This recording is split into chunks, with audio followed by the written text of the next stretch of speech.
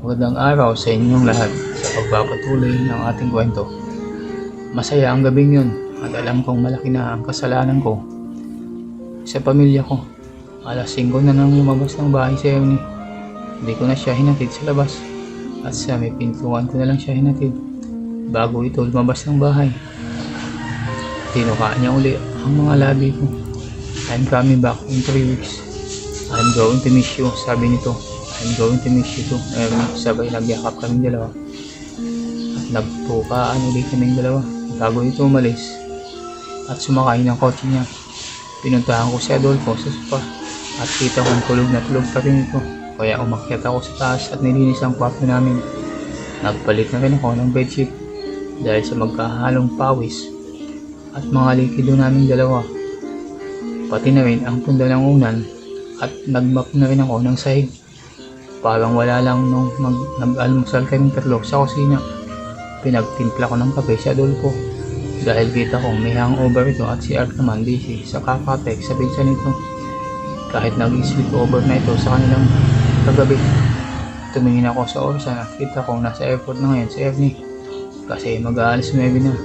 Tinignan ko lang ang mag-ama ko at nakaramdam ng hiya at guilty sa ginawa ko, lalo na sa pagtaksil ko sa asawa ko at sa huling ginawa namin ni Emily kagabi na dapat kaming dalawa lang ni Adolfo ang magkasalo sa pribadong lugar ng bahay namin. Makaligpas ang mga araw, naging normal ang takbo ng buhay ko. Nasa state pa rin si Ernie at nagchat-chat pa rin kami araw-araw pag nasa work ako. Hindi naman kami pwedeng mag-text kasi baka mabasa o malaman ang asawa ko. One time nag-video chat kami dalawa at sakto din wala ang mag-ama ko sa bahay.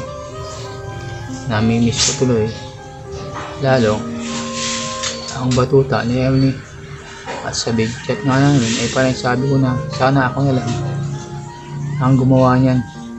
Nakita ko si Emily sa mukha niya ang kalalabik dahil panay titig nito sa aking nakalantad na harapan.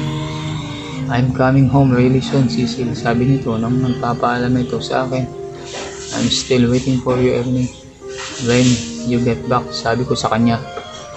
Nagiging routine na namin ni Ernie ang mag-chat araw-araw na parang kami ang mag-shota. Pag di ako naka-online at online siya, napipilitan itong mag-text na minsan. Long time itong mag-text dahil kasama ko si Adolfo. Nung nag-text to at tanong kung bakit di daw ako online sa chat. Sino yan ma? Tanong ni Adolfo sa akin. Nang papunta kami sa bahay ng tita niya. Si Alice may tinatanong, sabi ko sa kanya. Kumusta mo na lang ako, sabi nito. Kaibigan ko si Alice sa trabaho. At ang pag-hangout namin kami apat kasama ang asawa nito. Kaya kampante si Adolfo. Nung sinabi kong si Alice ang nag-text. Di lang namin napansin ang panahon. Magtatatlong linggo na pala nang huling mag-chat kami ni Ernie. I'm coming home tomorrow, baby. And I have some presents for you, sabi nito sa akin. Really? Yeah. I can't wait to see you, sabi ko sa kanya sa chat. Me too. Are you going to pick me up at the airport? Gayon nito sa akin. Ano ka? Baka mahuli tayo, patay tayong dalawa. Sabi ko sa kanya. Hahaha, I'm kidding. If you are open tomorrow, come over. Niyaya ako nito sa bahay niya. Malaking tuwa ko naman dahil alam kong bakante ako bukas. Sinabi kasi nito sa akin kung kailan siya uwi. Kaya nire-reserve ko ang araw na yun para magkita kami. At sakto din kasi magkakamping ang mag-ama ko bukas.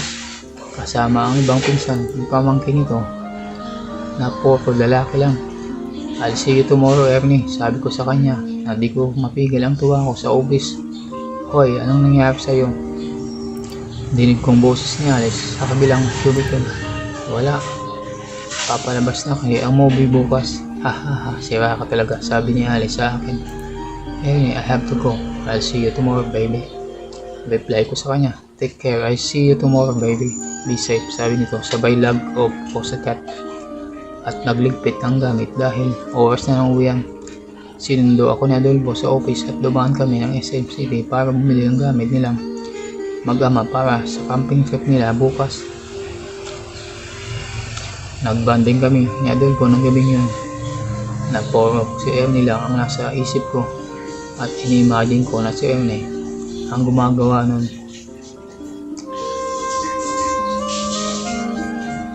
Palay ang bulong ko nang nagpaputok na ako ng bulkan. Anong oras alis niyo bukas pa? Tanong ko sa kanya. Matapos kaming magtalik, alas 8 dapat andito na silang lahat. Then alas 9 alis namin. Sabi nito na tumayo ito at pumasok ng banyo. Anong gagawin mo buong weekend? Tanong nito sa akin. Nanawin ko ang pagtama ng ihi nito sa tubig ng tulba. Papasyal kami ni Alice bukas, sagot ko. Ganun ba? Sabi nito nung humiga na ito sa tabi ko. Mamimiss kita ma, sabay yakap nito sa akin at humalik ito sa pisngi ko. Ako din pa, mamimiss kita. Natulog na kami matapos ang pangalawang round at nung umagang yun, binatay ko ang pamilya ng asawa kong excited na yearly camping trip nila. Matapos makapagpaalam, sumakay na ito sa box na inapilan nila at umalis na ito. Mabilis akong umakyat ng kwarto at naligo. Nag-ahit din ako ng legs pati na rin ang mga damo-damo sa harapan ko. Sinuot ko ang binili kong sexy na panloob ng isang linggo at palda hanggang tuhod lang ang taas at body fit kong blouse. At nagpabango, nagpaganda at bago lumabas ng kwarto, inangat ko ang palda ko at tinignan ang sarili ko sa harap ng salamin at sabi, Cecil, matitikman mo na uli si Kano. Tinext ko sa Ernie nung nasa may pintuan na ako ng bahay namin. I am leaving, I can't wait to see you. Nag-reply ito nung naglakad na ako ng palabas ng subdivision namin. Where are you? Tanong nito sa akin. I'm walking right now, heading out to get a cab. Reply ko, don't bother, I see you.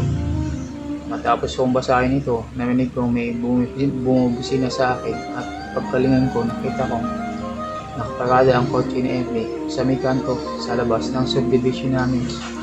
Tumingin ako sa paligid at nung makasigurong walang makakakilala sa akin, pumasok agad ako sa kotse at pinaandar ko agad niya ito at paalis sa lugar namin.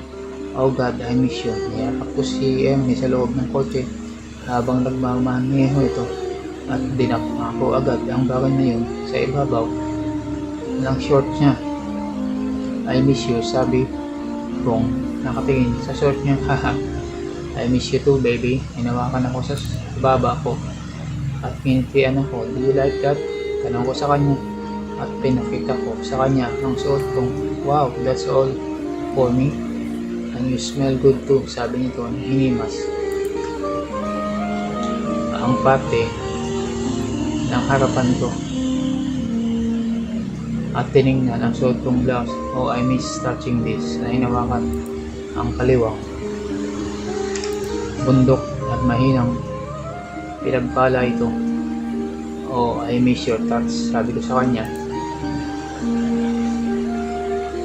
at napatango naman ito. Me too baby. Napansin kong di ata sa bahay nito ang punta namin. Napansin ako nito kaya sinabi nito, I'm going to introduce you to you someone na kambing. Sabi nito, sino? Tanong ko sa kanya. My son. Oh, that's right. Where is he? Tanong ko sa kanya. He's in the restaurant right now. I asked him to stay put while I'm picking you up. Okay lang sa kanya. Tanong ko, he is cool with air condition and all. Sabi nito, natawa na lang ako. Yeah, Philippines is hot right now. Sabi ko, pumarada siya sa harap ng restaurant. Bumaba na kami at pumasok sa loob. There he is, turo ni Ernie at naglakad kami papunta sa kanya. Nang nakikita kami, dalawa kaya tumayo ito para natiin kami. Hey dad, hi Sisig. Inalabot nito ang kamay niya kaya kinabayan ko niya. Yes, hi, nice to finally meet you. I'm Dave. Ngumiti ito at kita ko mapuputing ipin ito at grabe, sobrang gwapo ng batang ito. Did you order already? Just coffee. I told the waiter I'm waiting for you too. Alright, let's order then, sabi ni Ernie. At tinawag niya ang waiter at kanya-kanya kami nang bigay ng order namin sa waiter at pagpaalam na ito. Nagkwentuhan kami habang kumakain ng tanghalian at natatawa ko sa magama dahil halatang close talaga ang dalawa. Kahit na magkalayo sila at di pala mawala ang communication nila. Matapos magtanghalian, dumaan muna kami sa mall dahil gusto kong bumili ng gamit ni Dave para sa bahay. Dahil di pa pala ito nagdala ng gamit pang banyo. Maselan daw kasi ito, sabi niya yun kaya inahayaan na lang niya ang anak na pumili sa gusto niyang bilhin. Matapos na umuwi na kami sa bahay nila sa Pasig at nabismaya ako pagdating namin doon kasi base pa naman ako para sa gagawing bonding namin sana ni ngayon sa weekend na yun. Nakalimutan ko pala ang kasama niya pala ang anak niya sa bahay. You look good by the way, sabi ni Dave sa akin. Nung nasa sala na kami at nasa kusina naman si Ernie, like you, naiiyak sabi ko sa kanya. Kanina ko pa din napapansin itong batang ito nung panaintingin ito sa higa ko. Lalo na doon sa kotse kanina. Herego, nagdala ng mainom sa Ernie. Nagpaalam sa amin si Dave na ayusin daw niya ang gahin niya sa water para makapag-settle down at makapagpahinga na rin. Nung kaming dalawa na lang ni Ernie sa sala, mabilis ka agad dito humila sa akin para mapakandong ako sa kanya at agad kaming nagtanong nito. Nanitilang ako at bumulong sa kanya. Umakyat si Ernie sa taas at narinig kong nag-uusap ang magmamahal. Maya-maya pa'y bumaba si Ernie kasama si Dave at kita kong dinaanan ni Ernie ang susi niya sa lamesa at sabing, let's go, Cecil. Na agad naman akong tumayo at nagpaalam kay Dave. Alright, I'll see you guys later. Nice meeting you again, Cecil. Na napakatangin ito sa harapan. Oh, I'm going to enjoy this, sabi niya sa akin nung nasa daan na kami. Oh, please. Sabi ko sa kanya na pinagpala ang hita ko ng kanyang kamay pakyat sa may bandang taas. At napansin nito ang kagad ang suot kong panloob. I like it, sabi nito nung nahipo niya ang malastaking na nipis kong suot dahil nahipo nito ang labi ng bagay na yun. Pagdating namin sa lugar na binulong ko sa kanya at galagad kami umakyat sa kwarto at tinagyahan pa nito ang pinto para masara at wala kaming inaksayang oras at nag-umpisa ng magbanding. Hanggang dito na lang muna ang ating kwento. Kung nagustuhan nyo ang kwento sa araw na to ay huwag kalimutan mag-subscribe, like at comment para updated kayo sa mga susunod pang mga videos. Hanggang sa muli, maraming salamat.